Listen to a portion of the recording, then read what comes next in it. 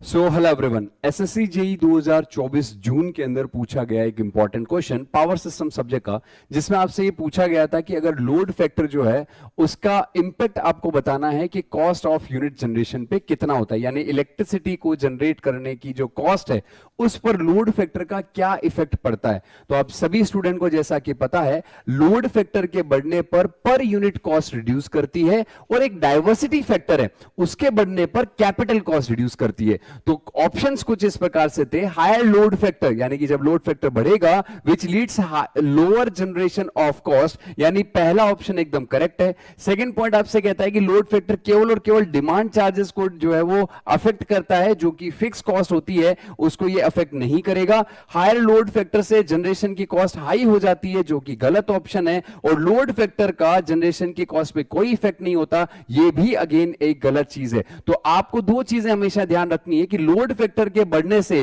Per unit cost जो है KWH का वो रिड्यूस करता है, और अगर आपका डाइवर्सिटी फैक्टर इंक्रीज करता है तो उससे आपके पावर प्लांट का कैपिटल कॉस्ट रिड्यूस करता है।